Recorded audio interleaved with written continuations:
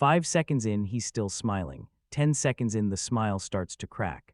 At 12 seconds, his thighs begin to tremble, small at first, like a hidden engine starting. At 14, his heels lift without permission, his posture tilts, and you can hear his breath change. And at 15 seconds, the loudest man in the gym breaks stance.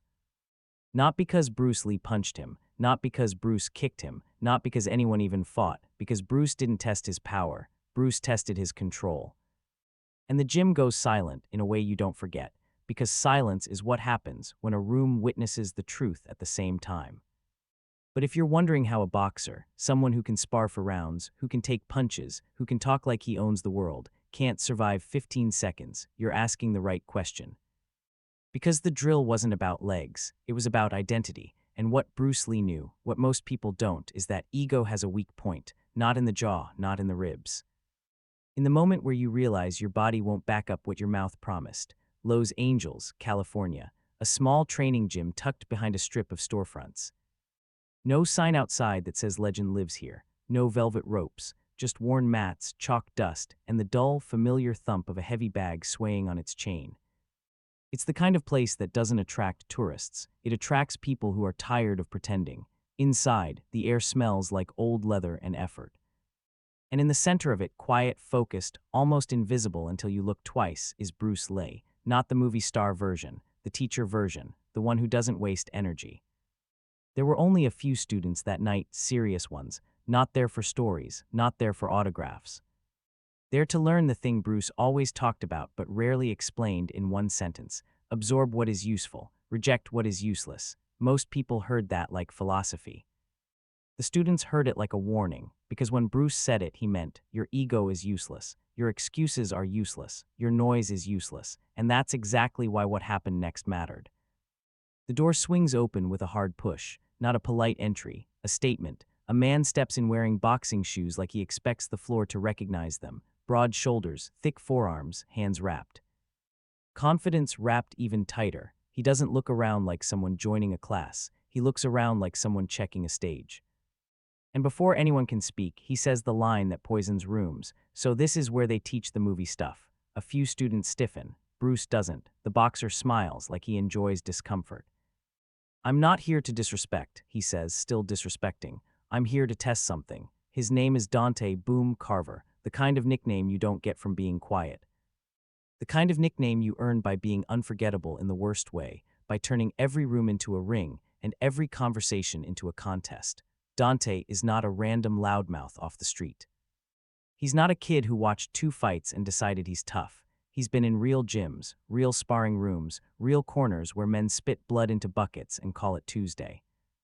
He knows what it feels like to get cracked and keep walking forward anyway. He knows what it feels like to land a clean shot and watch another man's confidence drain out through his eyes. That's the danger with men like Dante. They're not loud because they're weak. They're loud because loudness has worked. It has protected them. It has made other people step back before the first punch is ever thrown. He says he wants a test, but everyone in the room knows what he really wants: a moment. A story he can repeat later with extra details. A story where he walks into Bruce Lee's gym and leaves with proof that Bruce is just a performer. Dante takes a few steps closer, voice rising so everyone hears. People keep saying you've got real power, he says. Real speed, real magic. He laughs at the last word.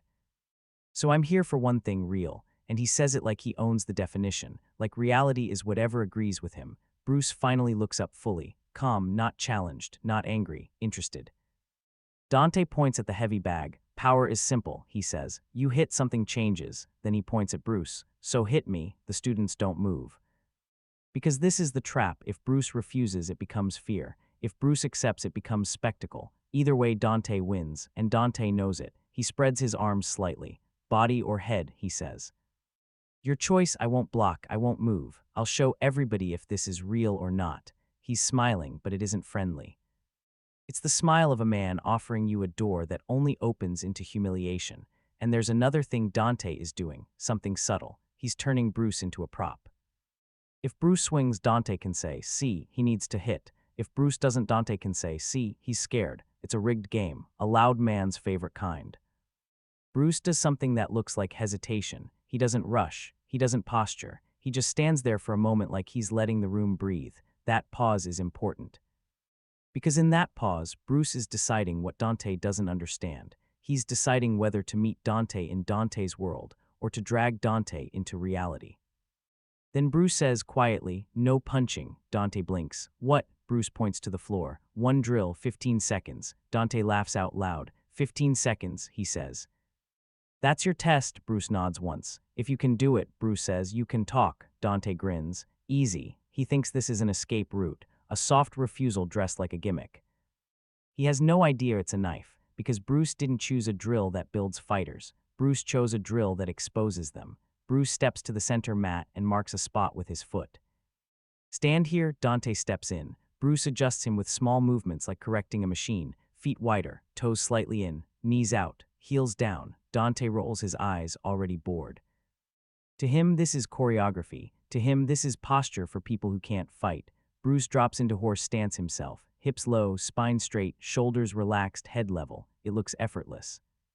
And that's what makes it scary. If it looked hard, Dante could respect it. If it looked painful, Dante could prepare for it like pain is just another opponent. But it doesn't look hard on Bruce. It looks like home. Bruce looks at Dante. Down, Dante lowers, not enough. Bruce shakes his head. Lower, Dante drops more. Bruce adjusts again. Back straight. He lifts Dante's arms forward.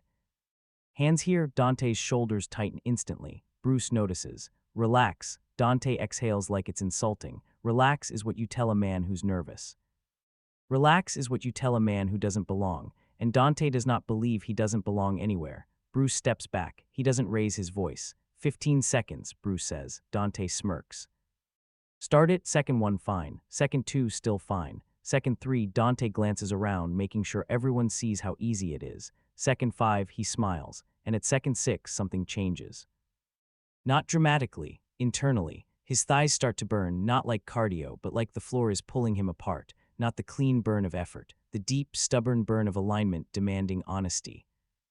Dante's first instinct is to fight it, because Dante fights everything. He fights discomfort. He fights doubt. He fights silence. He fights the idea that something could exist outside his control. Second 8, his knees drift inward. Bruce's voice cuts through like a blade. Knees out. Dante corrects, but it costs him. You can see the cost travel up his legs like a visible bill coming due. Second 10, his breathing gets louder. He's not breathing to survive. He's breathing to prove. Second 12, his legs begin to tremble. His jaw clenches. Second 13, his heels lift. Bruce heels. Dante forces them down, but forcing isn't control. Forcing is panic wearing a mask. Second 14, his posture breaks a fraction, just a fraction. But in a room full of fighters, fractions are screams, and at 15, Dante steps out of stance fast like stepping out is victory. He straightens, breathing hard. He tries to laugh. "That's it," he says. "That's the test." But the laugh lands wrong, because nobody laughs with him. The gym is quiet, not because they're impressed. Because they just watched a man lose control of himself. While trying to look in control, Dante waves it off. "Okay," he says, forcing swagger back into his voice. Cute leg trick.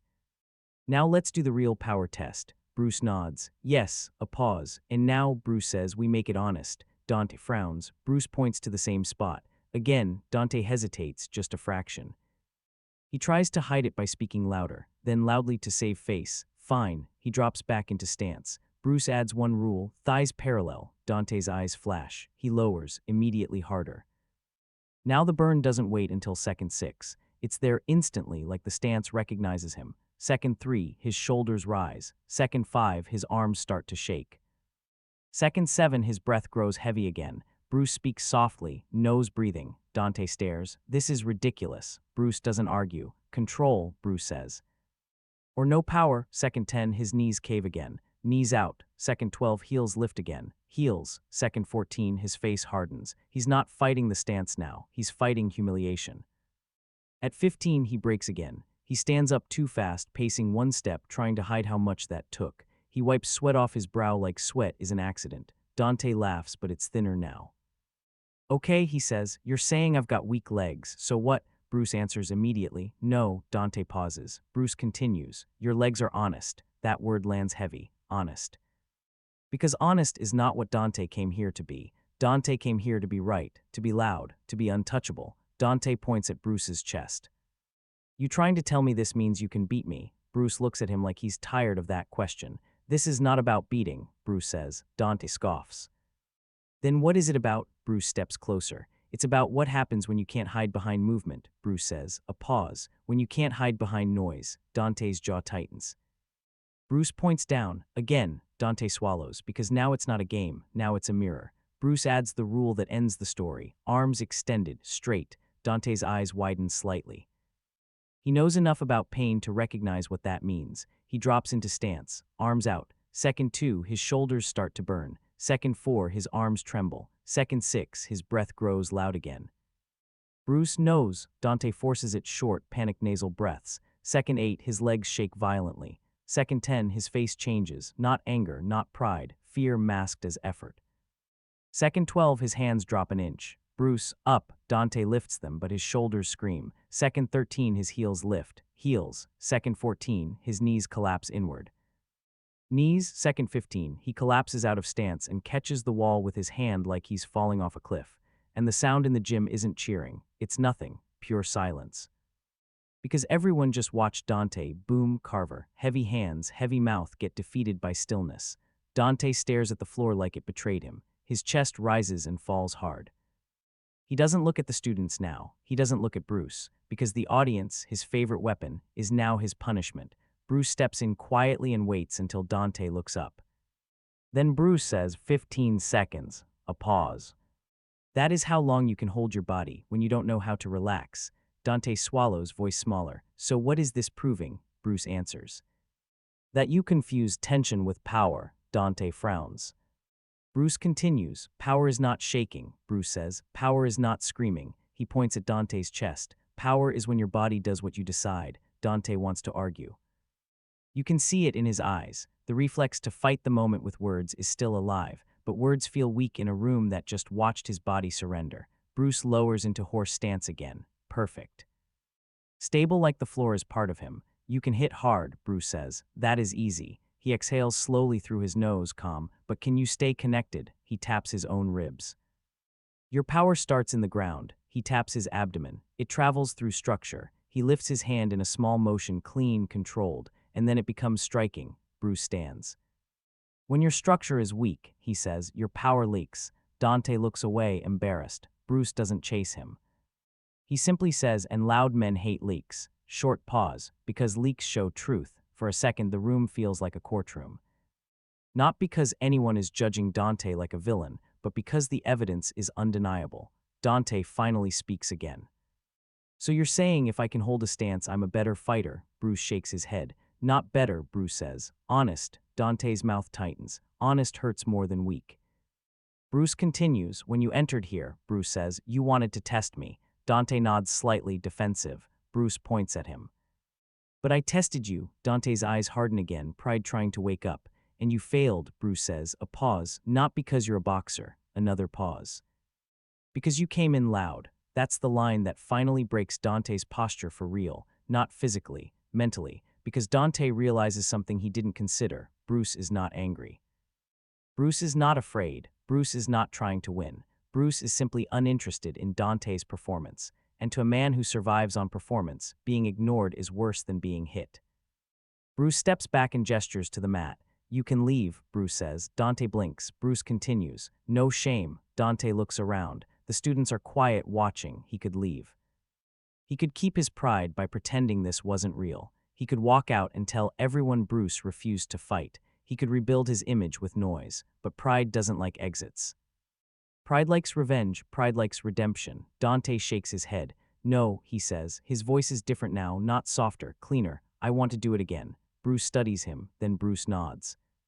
One more, Bruce adds the final rule. No face. Dante frowns. Bruce gestures to the room. No looking around, Bruce says. No proving. He points to the floor. Only you, Dante swallows, then steps in. He sets his feet. He drops into stance. This time he doesn't smile. He doesn't glare. He just breathes.